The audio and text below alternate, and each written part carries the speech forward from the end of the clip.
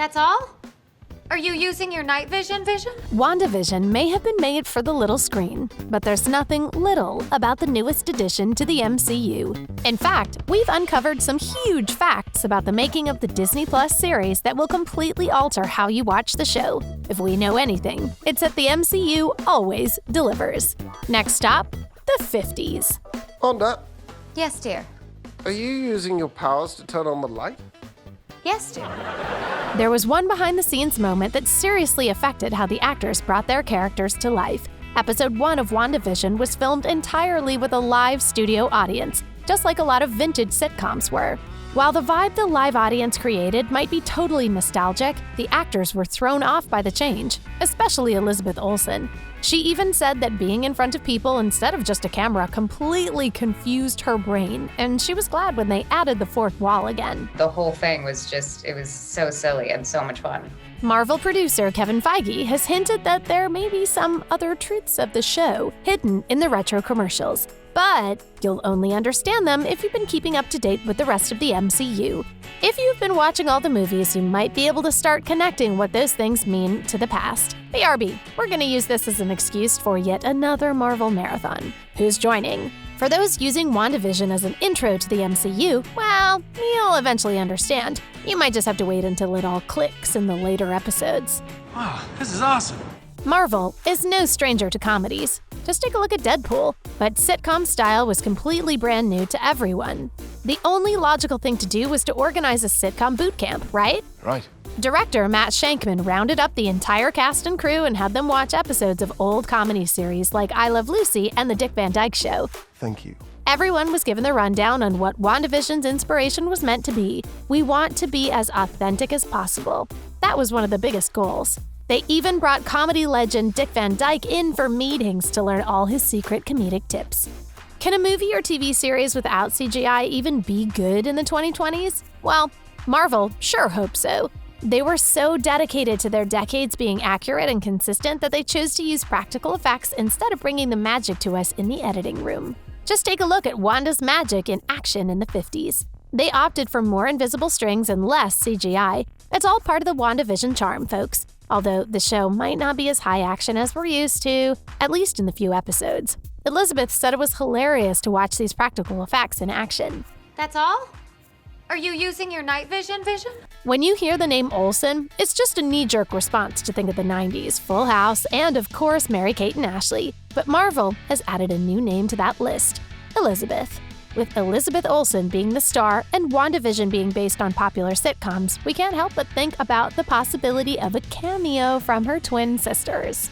We're not sure if a cameo is in the books, but it's been confirmed there is a nod to the series in WandaVision. But Elizabeth won't give any more info away. Thank you very much. Because the show is constantly changing eras, not only did the wardrobe have to adapt, but the cast got the ultimate challenge when it came to their acting skills: accents. They were constantly changing their speech patterns and dialogue. Well, then tell me what's so important about today's date. They'd research and write down a ton of catchphrases and slang for each era, and worked with a dialect coach to perfect their pronunciations. We wouldn't be surprised if the cast got the Zorros while thinking about all the accents they had to perfect.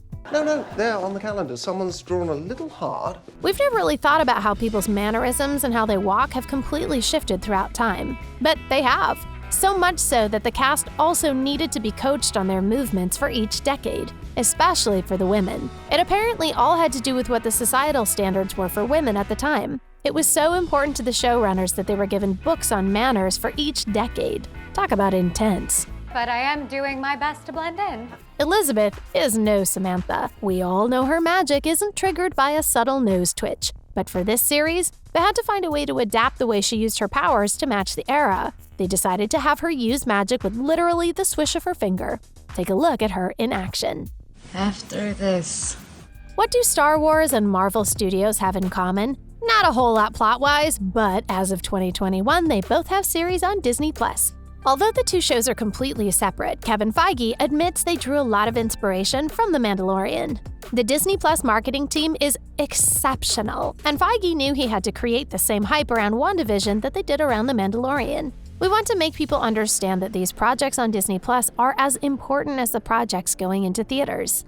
Looks like the world might be trading in their Baby Yoda obsession for a new vision. See what we did there? Very soon. Today, we are celebrating.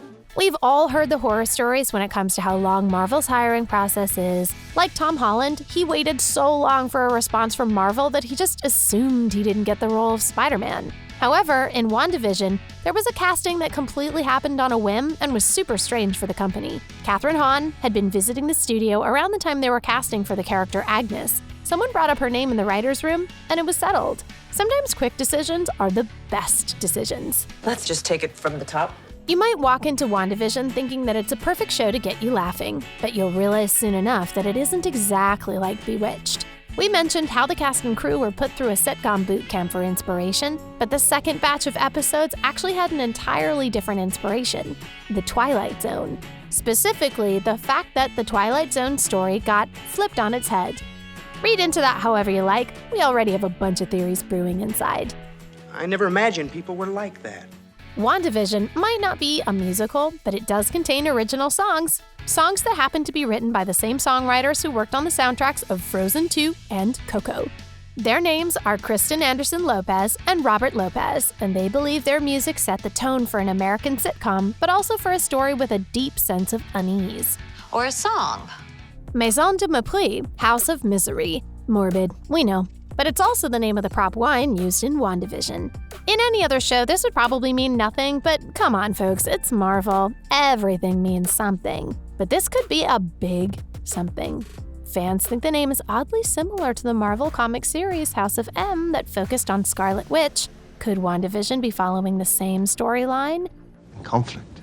Another theory floating around has to do with something the costume department may have slipped in. In one scene, Vision's tie has a picture of the 2 dots inside a box with 2 dots on the outside.